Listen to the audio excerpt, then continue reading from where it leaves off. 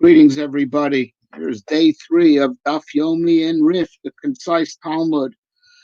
Subscribe to this channel so you should always get notifications. I don't necessarily do a installment at the same time every day, and it's not inconceivable that we may end up missing a day here and then. I'll just make it up doubly on another day.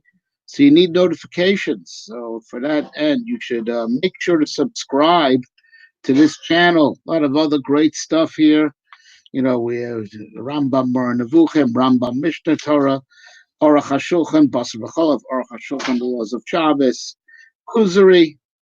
What else? We're going to start Sefer HaMitzvahs of the Rambam. Also, so much stuff going on this channel on a regular basis, aside from my own original thoughts, which are also broadcast here.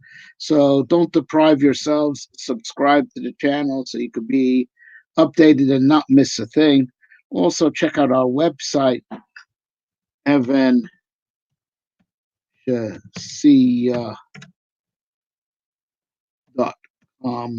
it out.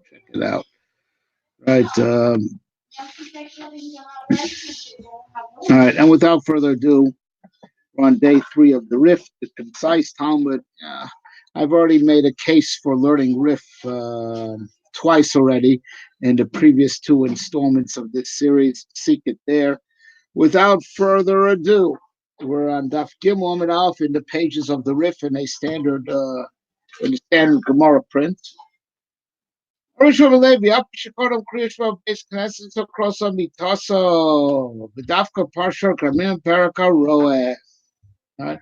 now, said Rav Yitzchak Alfasi, a person read Shema in shul, in the synagogue as a function of saying Mariv, but he still has to say Shema again on his bed.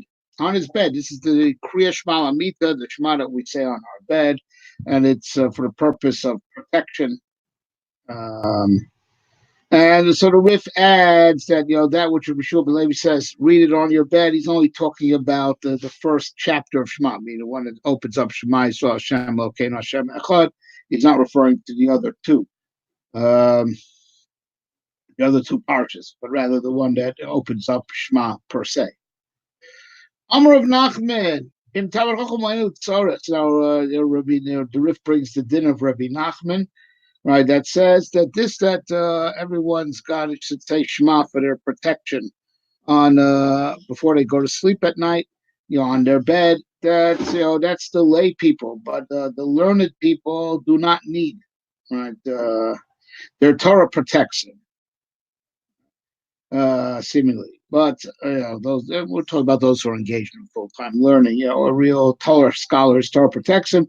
But nonetheless, Abai Amar, but Abai adds, and he qualifies from Nachman, Av Tamud Chacham, Boy Lemei Machab Tzukei Rachame, Ki Goin Biyodcha Avkid Ruchi. All right, so even the Abai says, well, Talmud Chacham relies, maybe he doesn't have to say the Shema, right? But he should say at least one pasuk, one verse that invokes divine mercy and divine protection, and this is the pasuk that has definitely been incorporated in every text of Shema. There's so many different versions of the Kriya Shema Amita, the Kriya Shema on your bed that you should say before going to sleep, right? But every version incorporates this one pasuk of Hashem, in your hands I entrust my soul. Redeem me, Hashem, the Lord of truth. Right. So that pasuk, right, from Tehillim, should definitely that pasuk should definitely be, even a Talmud Chacham, even a person who's totally engaged in Torah study should at least say that one verse on his bed before going to sleep. Right. So the Gemara, that the Rif collates, and summarizes for us, goes on to say, if you are holding if you say Shema on your bed, right, it is as if, we say it's for protection, right? Well, you're packing heat, the heat of their days. You're packing a double-edged sword. You can kill with this side, kill with that side. You're mamash packing the heat of their times. A double-edged sword. Shadam, or as the pasuk says, Yalzu Chazikot, the Hasidim, rejoice with their in honor. Yeranin Oshel, they sing on their beds. Right? They sing, the praises of Hashem on their beds. The praise of Hashem is in their mouths. And the double-edged sword is in their hands. Right? Right. So the Gemara is saying that which they praise Hashem on their beds, that praise is in their mouths, and it is as if, that's how to say, read the puzzle. It says as if they're holding a double-edged sword in their hands, for protection while they are asleep. Obviously, it's as if they're awake. It's as if they're awake, holding a double-edged sword on guard. But yeah, and that's the type of protection they'll have when they're asleep. So the Rif adds, brings a Gemara, from elsewhere in Shas. But saying we're saying the chapter that opens up the Yistim of Shir Shel Pegayim, but from Nevam Tufim.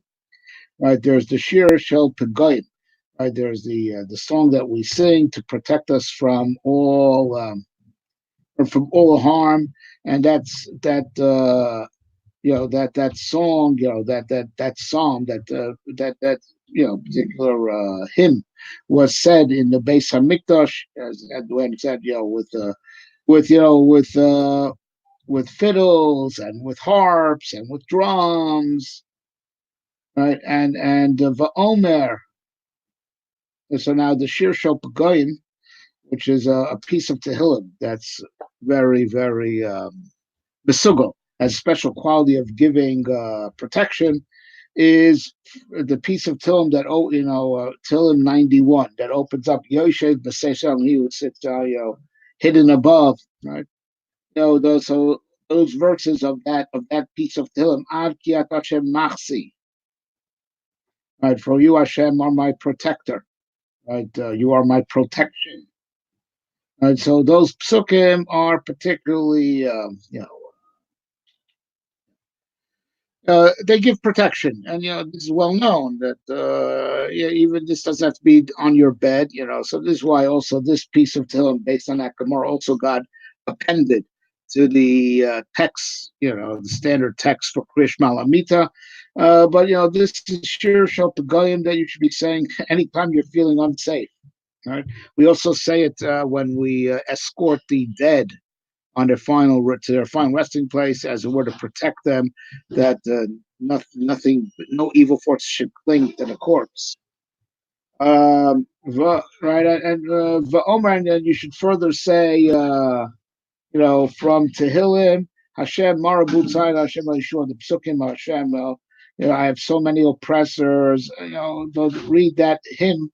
Right, all the way until the including the pasuk, for you, Hashem, you give me my salvation. Right. So based on these other Gemaras, that explains how the text of Kriyash Malamita was not limited to the first parsha of Shema. These other pieces of Tehillim, which are also good for protection, were also added to the text. The standard text in the Siddur for Krish Malamita, based on these other Gemaras that the Rif brings here. But again, going back to the principle he opened up with, this is all for the layman, right? Literally, the layman who is laying on his bed, right? But the Talmud Chacham, the scholar who is so engaged Torah study, his Torah protects him, and the Torah scholar, the halacha still remains. That the Torah scholar himself, it's just enough for him to say one pasuk of Biad Chav Kivu. Okay, but now regarding the whole issue of Krish, whether using verses of the Torah, be it from the Chumash, be it from Tehillim, using them for protection. Right, so this is the next issue that's going to be discussed, and this is, with this Rifus, flipping back to our Gemara, back in Brachos. For Rishuv and Levi, Misal Lahani, Kroi Vagani, right? So Rishuv and Levi used to arrange all these different psukim, right? And then after that, go to sleep. right? So he would first say all these psukim, everything that's good for protection, and then go to sleep. But how did Rabbi Shua ben Levi actually do this? He's contradicting another halacha that he said. Rabbi Shua ben Levi also leads rapos divrei Torah. Rabbi Shua ben Levi says one should not use the words of Torah as like an incantation to heal, right? Whatever the prohibition may be in that, right? But Torah is wisdom and divine wisdom. It's not a cheap incantation. It's not you cheapen it by using it as an incantation. Are there further violations, and further wrongdoings other than cheapening of Torah when used as an incantation to heal? I leave the listener to do its own research, but it's definitely prohibited. You cannot use Divrei Torah as a way, as an incantation for healing, right? So, but interesting enough, the Gemara says, and this seems to be the halacha, as we do say these psukim of Shema and these other psukim from Tehillim on our beds for protection. Lahagain shiny, to protect is different. Seems that there is a categorical difference between protection, right, and using it as a refuah to heal you. I guess again, there's if we are going to go through all the meforshim over here, it will defeat the purpose of brevity, right? But my guess is that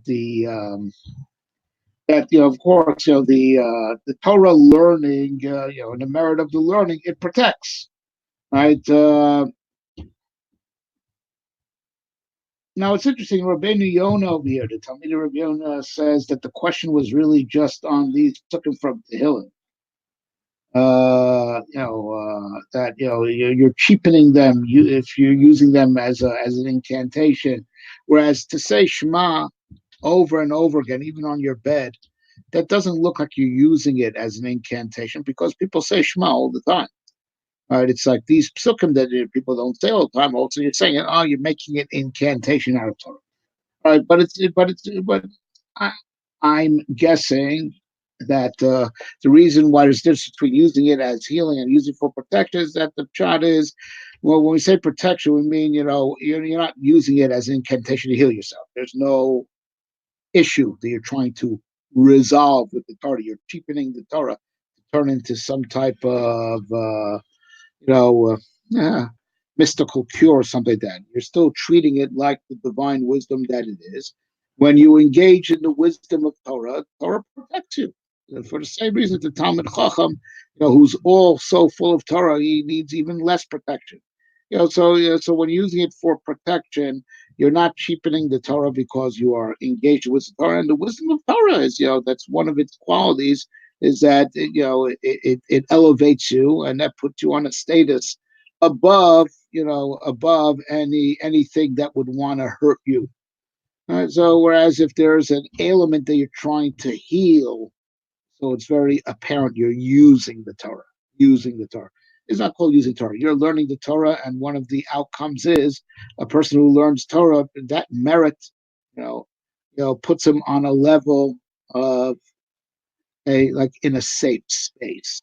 Not coming to heal, puts him in a safe space. That's my understanding. If you think someone explains this any better, go ahead. Anyway, going on. So the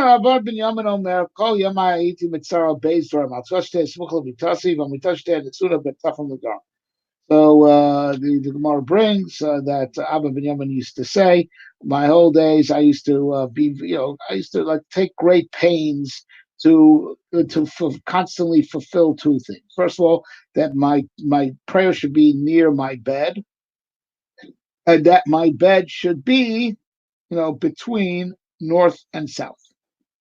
So two things are going to be have to be explained over here. That I don't believe the Rif is actually going to explain. As first of all, what it means, my tefillah, my prayer should be near my bed. Doesn't mean that he was made sure to daven near his bed. Means he made sure to daven as soon as possible after waking up. That's what it means. As soon as possible is wake after waking up. There's no special idea that's of davening near your bed. Means near my bed, meaning as soon as possible after waking up, I went to davening. Right? Did not delay. Did not get distracted by anything else. And now, what it means putting your bed between north and south, there is as I recall from the last time I learned this, you're gonna have to ask your local Orthodox rabbi, right? Because it's very hard to do sometimes in the apartment or house that you live in, depending on the structure of the room. B is that the bigger problem is that we have a machlokas, right, between the Rishonim, but it means between north and south. Means the head of the bed is at north and the bottom is at south, or does it mean the opposite? Between north and south means that the midsection of the bed is between north and south, but one head points west, the one points east. Right. So we have there's a dilemma as to we have there's be practically keeping this no matter not all bedrooms that would be able to accommodate this necessarily. And B, the logistics. Does it mean the head of the bed this way and the foot of the bed that way? Or does it mean, no, the head of the bed west and the other one east? And that way the midsection of the bed is between north and south. Ask your local Orthodox rabbi. But anyway, onwards, the it's just going regarding the about the goodness of keeping your bed as it were between north and south, right? Right, which like I said, there's a machlokas rishonim what it means, and Rashi says, by the way, it's to show honor. You should not be engaged in intercourse. In the direction of the divine presence. But like I said, there's a little bit of a dilemma of how to carry this out, and also there's an issue of what if you're in a bedroom that doesn't have the dimensions that would accommodate positioning your bed, whatever the correct way is to do it. All right, but let's just go into what the Gemara goes on to say of what you would gain if you would fulfill what Abba Ben Yamin was always so careful and took great pains to fulfill. Rav Chama bar Chanina v'iter Rav Yitzchak, Rav Chama, the son of Chanina, and some say was Rav Yitzchak said, "Call no se bitosu beitador." Anyone who fulfills this, or what we say, putting your bed between north and south, Havle bon schorim, he will merit to have, the living with his spouse there. On that bed, that's such position, he will merit to have male children. Shenema minzu yodcha sheminzu mechel chelkam b'chayin tzunech t'maled bitnam. And so now I looked up this pasuk and tell him the Gemara is taking Torah could be learned on many different levels, right? The Rashi on this pasuk in Tehillim actually says it's actually about a person on his deathbed. But the Gemara is, learning it allegorically, which Torah is meant to be learned in many different ways, on many different levels. Right. So it's learning that those on the bed, chelkam b'chayim, right? Their portion is life. Tzfunech, right? So tzfunech over here, it's learning what's literally means what's hidden. But over here, it's learning utzfunech, right? As the way I understand it is that the bed is positioned Safon, right, between Safon and Durham, between north and south, right. Right. Tamale Bitnam, they fill their stomach, their understanding is literally fill the womb. These bubarman, they will be have satiated with tremendous, have lots of kids, lots of running. So that's why the Gemara is saying to read the pasuk. What the pasuk in the simple meaning is how the Gemara is darshaning the pasuk. He's an allusion to this in the pasuk. Right, but take a look at number 4 over there. This is one of the cases where the drush and the pshat are very far away from each other. But Torah is meant to be learned, you know, pardes, and on many different levels. So the Gemara sees it, it's talking about literally the deathbed, and they're talking about what is going to be a person's chelik, in Olam Haba. So I'm talking about on the bed, between north and south. So the pasuk ends off. The womb is full, and there will be Yizbo. There have plenty of sons. That's the way that is the message that the Gemara sees alluded to in this pasuk. Al-Pi Drush. Okay. Tanya. So now the Brisa says, Abba Binyamin Omer, another statement of Abba Binyamin. Right, so we'll bring this in because we quoted Abba Binyamin before, so we'll bring Abba Binyamin again. Two people have entered the shul to daven. The Karmachav one guy is, he davens quicker, and he just ditched his friend. It's talking about he ditched him alone in shul. So about two guys, needed to daven. And we're gonna see that this is actually talking about Mariv. As, the Rif will teach us. The Rif will teach us that it's that it's about Mariv Dafka. So the case is, we're jumping ahead to what the Rif reveals to us. It's talking about Mariv. Two people. It's the shul is it's not regular minyan time. Right, so they go in to catch Mariv, so just the two of them. One guy finishes quicker and dumps his friend there. Right? They throw down his tefillah on his face. God says, you didn't wait for your buddy to leave together. Right? I'm throwing your tefillah right back in your face. Right? He throws his tefillah, his prayer right back in his face. Shemar, as the pasuk says, Taref nafsho ba'apo. They throw down his life in his face. Now it's an amazing thing. The Nefesh Chaim, I remember, points this out in Shar Beis, where he references Gemara. That look how the Gemara saw an allusion to dabbing from nafsho, right? His life, his tefillah is his life, right? So they throw his life down in his face. That's tefillah. It's an amazing thing. So it's the Nefesh Chaim. I'm sure he's not the first to point out, because you have to put all your life in your davening. You got to spill out your whole, spill out your whole heart. You have to, a real dav, and so that's an amazing thing. So it's talking about that this guy put his whole life in his davening, and Nefesh Chaim says indeed that that's the proper way to daven, as if you put throughout your whole life force to God, which really the breath that comes out. As you say the words, you have to view it as that's your life breath. I'm giving God my life.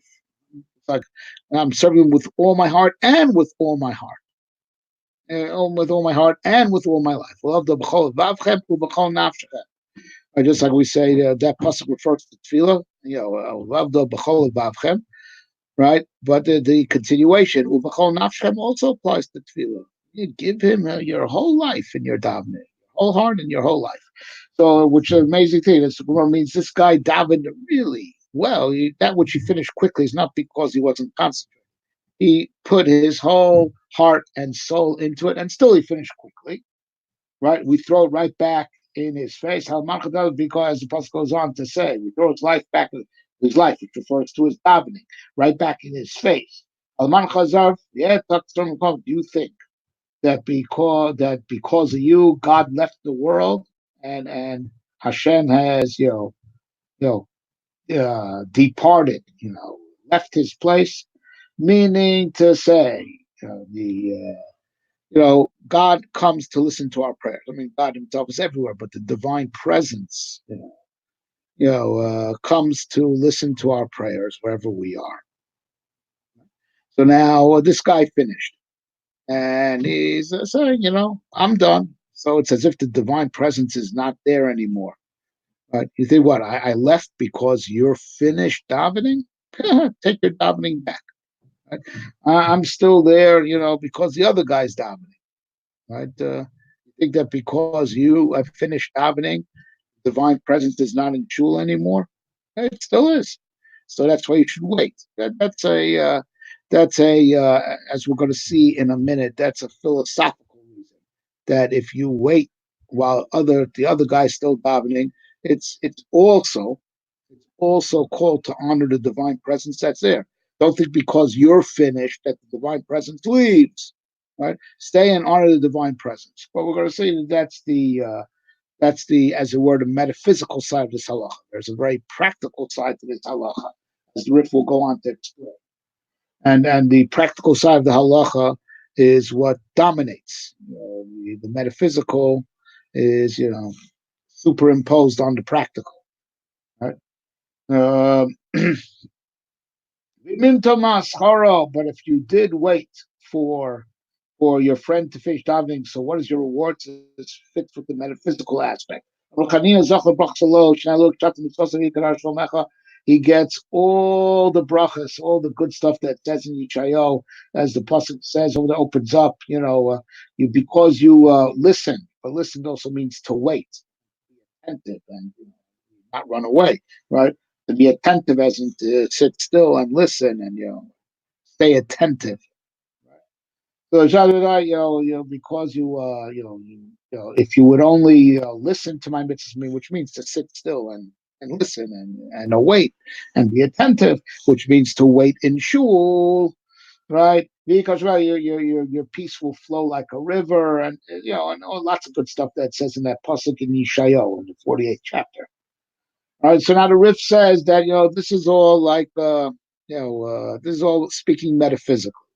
That you should know that when you're not waiting for daven, you're not honoring the Shekhinah that's still there, and if you hang out while he's still davening to honor the Shekhinah that's still there, right? So God says, "Oh, you're sitting attentive to me, as opposed to running away." All right, so you get all these blessings, but that's the metaphysical that's superimposed on top of the practical. But this halacha really is a practical one. Of course, but everything in Torah has a metaphysical level to it, in addition to the practical. This is all the metaphysical, but what's the real practical halacha? Why is this the case? Why is this halacha for practical reasons? But Peshur Rabban, so the rabbis explain halacha b'ukmah, and they set it up that this is talking about betfilas arvis. This is talking about marv, like we said before. Sheminicho yechidi. That if you leave him alone in shul at night, he might get in danger. It's safer to walk in pairs at night. Don't leave a guy alone in shul; the robbers might come, and also, you walk together home, right? So that's why you have to wait. That's the real reason why you have to wait for your friend to finish his davening. All right, so it comes out like this: the way the Rif is working, and you can ask your local Orthodox rabbi if anyone says otherwise. I don't think so, but that means that, let's say, two guys go during the day, they missed all the chakras minyan, right? They're the last two guys davening chakras together. You could leave. You could leave the guy behind. It's he's safe. Same thing mincha. If you daven mincha before the end of the day, before it gets dark, mincha, mid-afternoon, right? So you can leave them behind. So it comes out like this: that the this halacha is really for practical reasons. You have to protect your friend, but God reinforces His halachas with metaphysics also. What's true for practical reasons is also true. So metaphysically, there's a special merit to waiting for your friend to finish davening, so he shouldn't be in a state of danger, gives it the importance as if you are honoring the divine presence, right?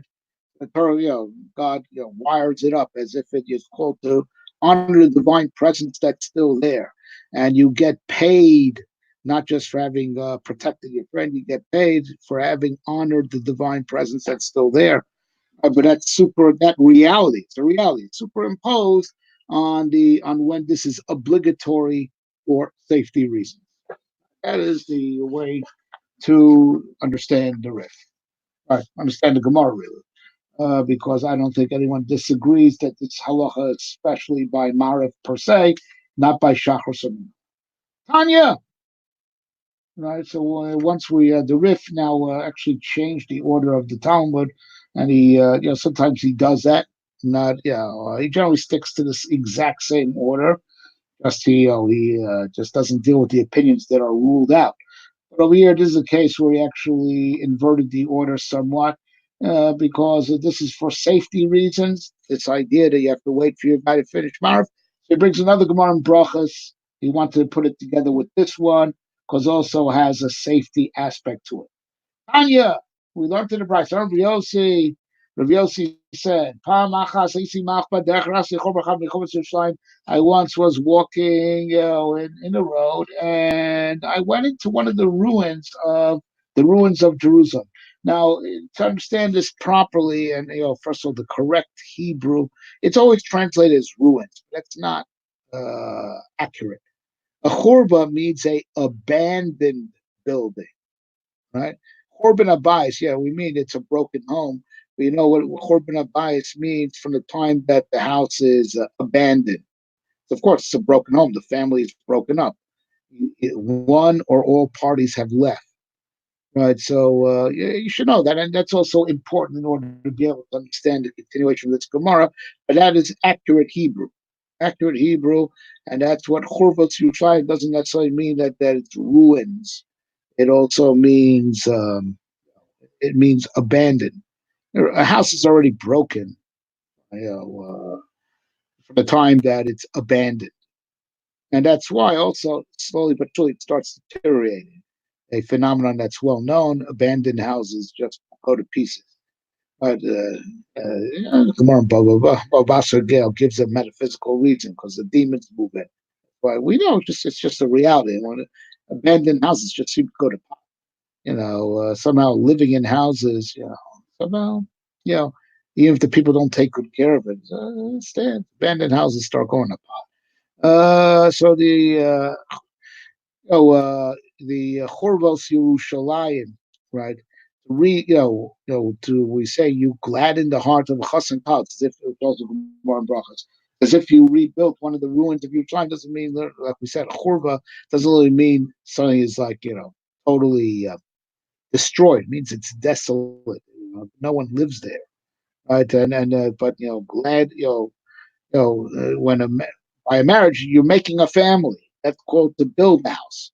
Because the essence of the house is that a family lives there, and what's called literally, like even in English, broken home is when the family pulls out. That's called churva, an abandoned house. The family, part or all of the family, no longer lives there. And then the rebuilding of the ruins of Yerushalayim, it's not literally ruins, but it's like as we're repopulating Yerushalayim. Is every time you gladden Chassan Kal, it's another new Jewish family. They are all destined to be transplanted in Yerushalayim. And you'll see that this is very clear from the continuation of the Gemara, what I'm telling you. Right? So I was in one of it's translated ruins of Yerushalayim means one of the abandoned buildings of Yerushalayim. Sadly, at the time of the exile, much of Yerushalayim was exiled. Right? So now I went in there. Why did I go into one of these ruins, one of these abandoned buildings? Yerushalayim to daven. Because there was davening time, so I got off the street, went into one of these abandoned houses, and I davened. And Eliyahu Navi of blessed memory, a Navi who was always. So what Zachotov means is it doesn't really mean of blessed memory in the way we say it upon the departed. What it really means is another whole long discussion, which I generally discuss every year on Purim. Go seek it on my website on something that I have, on Eliyahu Navi and Purim. You'll see the explanation why Zachor Latov, right? Remembered for the good. Shamli Navi was there, and he protected me, but it doesn't mean really protected, as Rashi explains. Doesn't mean protection. It just wait, but he waited for me at the door. The word shamar, to protect, also means to wait. He waited for me at the door until I finished my davening. See how it's like so similar to the previous Gemara, and that's why the Rif put them together. Right, so he waited for me by the door until I finished my davening. It's much similar to the halacha we just learned of waiting for your friend, even though this was not necessarily at night. But nonetheless, they're so similar, and also there's a protection aspect over here. So the Rif put them together. Siyamti as tfilasi, and when I finished my davening, Omar Li told me, Shalach Rebbe, greetings upon you, Rabbi. Amarti, my rabbi. Amarti, Eliyahu Navi was respectful to all Torah scholars. Amarti lo, and I told him, Shalach Rebbe, Umari, peace upon you, my Rebbe and teacher. My rabbi and my teacher. So he told me, my son, why did you go into this ruin, into this abandoned building? I mean, I went in here to daven. You said you should have davened on the road. You shouldn't have gone into the abandoned building. Right? I told him, listen, I was afraid that I'll be disturbed by the passerbys if I daven in the middle of the road. Right? So he told me, okay, well, you should have davened an abridged version of Shmona Esrei, and there's two different abridged versions. That it is even though it's abridged, but you fully fulfill your obligation of having said the tefillah. And there's one that's even super abridged, but when you get to safety, you have to daven again. But we always tell you about the abridged version that you fulfill your obligation, right? Also, at that time, I learned from Elio three things. So this short exchange, I learned from him three things. I learned you could daven on the road. You know, and when you daven on the road, you daven the abridged version of Shemona Esrei. This is not our custom because the reason why it's not our custom, and if you like stop off, in my day when I was a kid, we used to like go into phone booths and pretend to be on the phone when we daven. Phone booths don't exist anymore, do they? I don't know what Superman does these days. Change his clothes, but the reason why it's not common, besides the fact that not everyone knows the abridged version by heart, like they know the regular version by heart. But the truth is, the reason why you daven the abridged version is because you'll be able to hold concentration for the abridged version, not for the long one. And we, unfortunately, we don't concentrate by either, so we might as well say to invest the extra minute or two and say the full version. That's why it's not customary, and we say the full version when we stop up by the wayside, but by the original Talmudic law, you say the abridged version because it's realistically you'll be able to concentrate. For the abridged version, when you're stopping in the middle of stopping on the side of the road to daven, whereas in the full version you just won't be able to concentrate on it fully. Right? And I also learned don't go into abandoned buildings. So you're going to see that the way I'm translating is the correct way. Any abandoned building, right? Not necessarily a ruin. And as the Gemara goes on to explain, Tanar Rabban brings it to Sefta, right? There are three reasons. This is an addition that the Gemara brings in from another source to further explain why you should not enter an abandoned building. It shows why there's three reasons you do not enter a abandoned building. First of all, suspicion, because abandoned buildings is where there's prostitution. And that's only because in their days, in the days of the Talmud and the Talmud the Rishonim, they didn't do drug deals yet. Right, so prostitution was hanging out. Nowadays, it's not just prostitution, drug deals, all types of bad stuff happens in so you don't want to open yourself up to suspicion, right? So don't go to abandoned buildings because bad stuff goes on only bad stuff goes on in abandoned buildings, and you should not ever open yourself up to suspicion. But and also a rock may fall on you. It's a condemned building. Generally, these abandoned buildings are condemned buildings, right? And it's dangerous. Right? And also because once a building is abandoned, the demons move in. So it's another reason why it's dangerous. All right, so now now the Gemara, which the Rif doesn't bring, because I guess he viewed it as superfluous. The Gemara says, what do you need three different reasons for? One of the reasons why we need three different reasons is churba chadati, right? A brand new abandoned building. So it's not condemned yet. Because it's abandoned doesn't make it condemned. So it's indeed, like I said, right? You could have a newly abandoned building, but it's all still structurally strong. So that's why we need more reasons just than a stone will fall on you, right? So then and also if it's a new ruin and you're going with more than one guy, right? So that also knocks out the right, knocks out being a suspect, unless the two of you are dirty guys. But generally, if you're known to be clean guys, you'd be afraid to do anything naughty if there's another guy with you, and also the observer seeing two guys going together, right? So then but that's if the two guys are sharing, good guys, to be morally upright. So one guy wouldn't do anything, bad in front of the other guy. You had to be ashamed of each other. Right. So and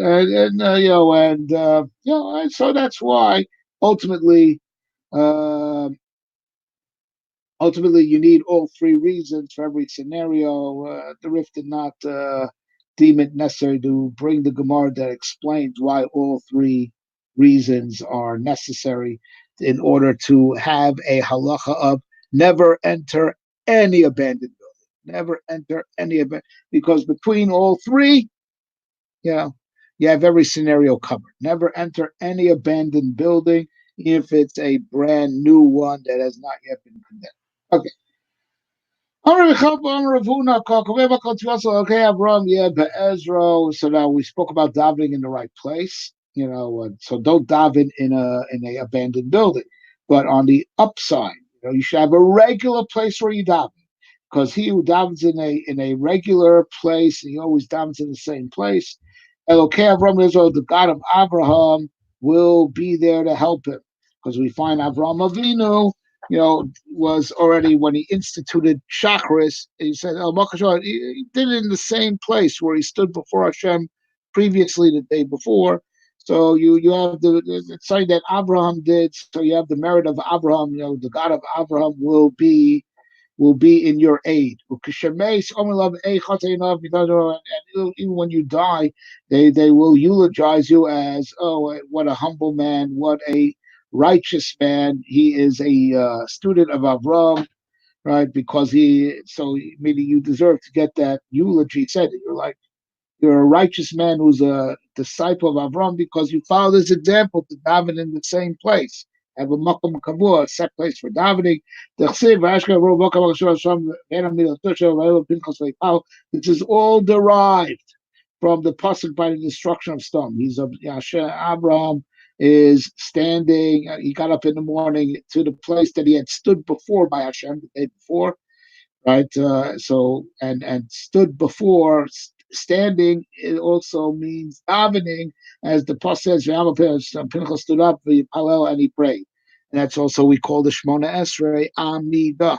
Right, standing is because that's what you should do when you're praying, right? So it's become a synonym for davening. So the place that he stood before Hashem previously is also a place that he davened before Hashem previously.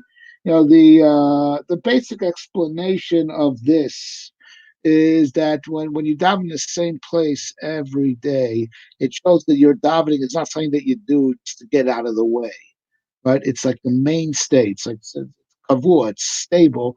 It's your pillar. It's like since at the same place, it's consistent. It's consistent place. So it's like a something that moves can't be a pillar. A pillar has to stand firm. Right? So your prayer is firm like a pillar. So that puts you in a protected status. Your tefillah gives you the merit of protection.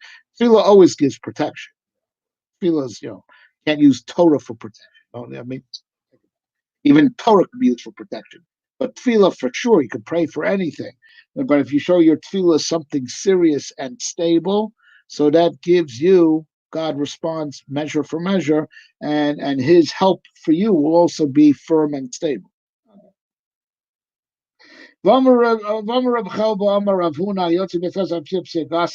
now going back on, going to shul. That's probably where this all fits together. It's easy to remember, right? If you probably will have a regular place to pray in your shul.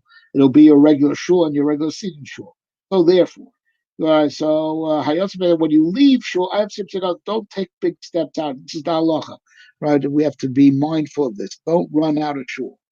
Don't even take big steps out of shul. Leave shul slowly at a leisurely pace, right? Because it shows that you're just trying to get out of there, as if it wasn't what you didn't like speaking to Hashem, you didn't like being with Hashem.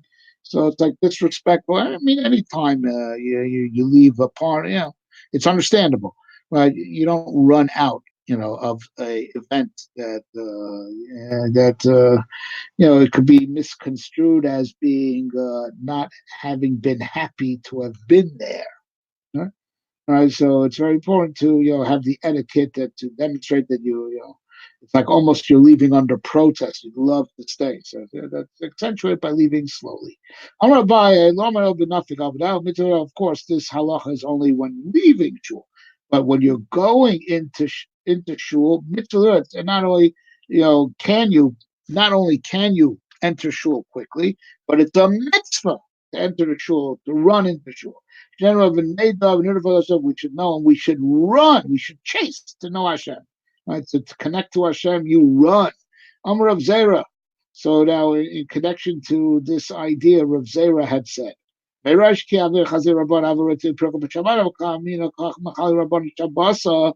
used to see the rabbis running, for the pirka, for the parak, for the shear. They used to have, it used to be that's where the minhag of the sermon always was. Just in days of yore, they used to have these long, long sermons. On Shabbos, they would learn halacha. Agada was like, it's better. And the scholars used to enjoy it and participate in it. But for the layman, sometimes it was the only serious learning they did all week, right? So the rabbis run to the parak, to hear the shir, right? And like our sermon during davening is like lezecha, in memory of the parak, but it used to be like a real long. It used to be the Shabbos lecture, the long time. They used to run to it, and I would think that the rabbis are desecrating Shabbos because we're going to learn in a few months' time in Maseches Shabbos, you're not supposed to run on Shabbos. No, it's learned out of the words of we learn out of the pasuk in Yeshayahu. Part of honoring Shabbos is don't run on Shabbos. Take baby steps, leisurely. Yeah, it's not. Whatever issues there are, one is not allowed to run on Shabbos. And these guys were running to go to the shir, right? And I thought it's not right what they're doing. It's a chil shas, and it's not biblical chil shas. Doesn't get the death penalty, but it's the wrong thing to do on Shabbos.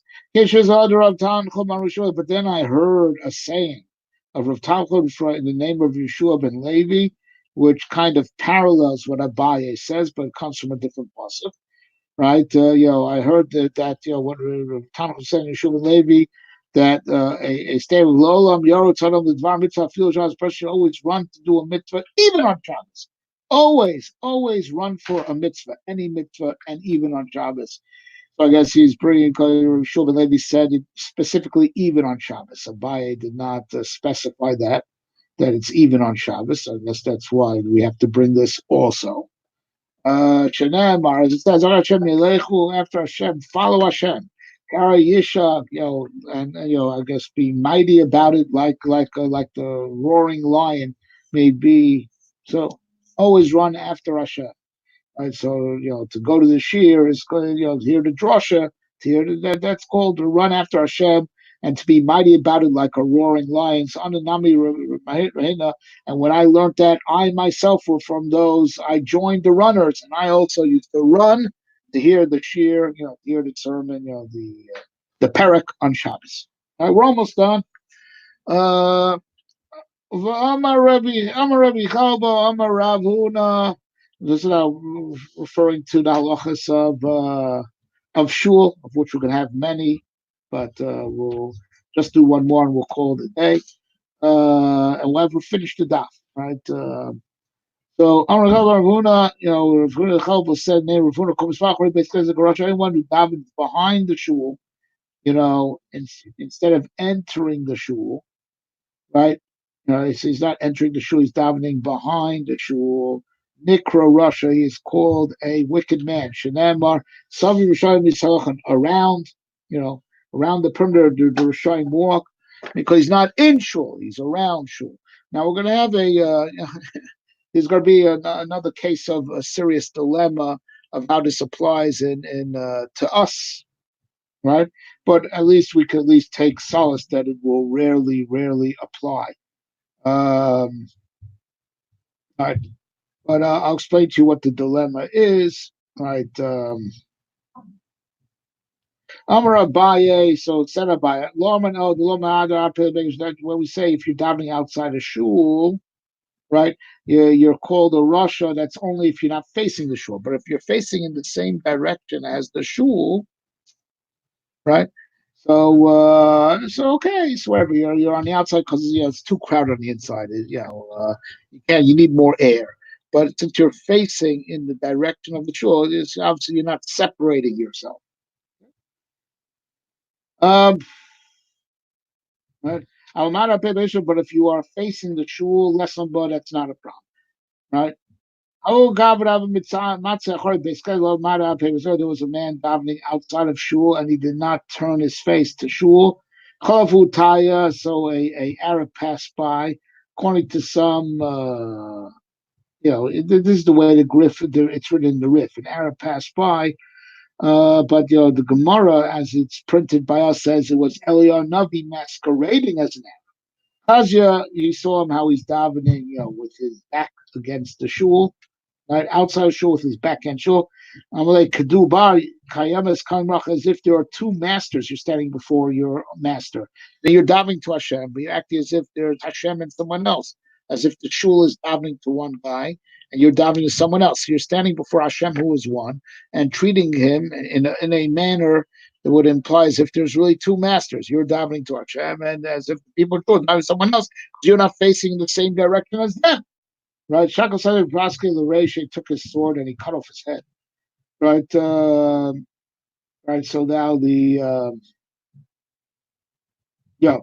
So now the question is like this, and this is the question for your local Orthodox rabbi. Right, let's say, right, you are davening outside. Let's say you're davening in front of shul. In front of shul. Let's say the Aron HaKodesh. Right, so you're done. So the Aron HaKodesh is this way, and you're beyond the wall, behind the Aron Kodesh, right? So you daven in the same, so you're in front of shul. You daven with your back to shul, right? But your face is in the same direction as everyone in the shul. They're facing the Aron, but you're beyond that wall, behind the Aron Kodesh. Or in live discourse, you face the shul, literally. So they're all davening eastward. But since you're beyond, outside the eastern wall, you turn and you face west, so that you're associating with shul, or do you daven in the same direction as everyone else is davening? Serious dilemma. Ask your local Orthodox rabbi. Right? What else is so how do you do it in that way? Right, that you are beyond the eastern wall. Do you daven in the same direction as the shul, or do you daven, facing the shul? Right, one could even raise a similar dilemma. Sometimes, a shul obviously ought to be structured that the aron is facing east, but sometimes, zoning laws, it was impossible. You set up a shul and the aron is not facing east. Now we know the halacha that we have to face the Aron, even though given the choice of facing east, which is the way you should do it, right, and facing the Aron, we cannot daven, not in the direction of the Aron. That really looks like heresy, as if there's a different God. So if it was impossible, right? And the Aron had to be in a different direction, not in the direction of facing the land of Israel, facing Jerusalem. You face the Aron. This guy is outside of shul. Right? He's not in the shul. So does he? Where should he face? Should he face east, right, or should he face the shul, or in the direction that the people in the shul are davening? Right. Also, another question for your local Orthodox rabbi. Okay, we did another daf. It took a little bit longer today, but let me reassure you, it wasn't too much to retain, and it's and if anything, we over-explained. Right, we over-explained, and it's not like regular daf yomis where they just rattle through it with minimal explanation just to verbalize the entire text. So stick with the riff. You will be happy. You will be gratified. And, okay. Everyone, have a good Shabbos.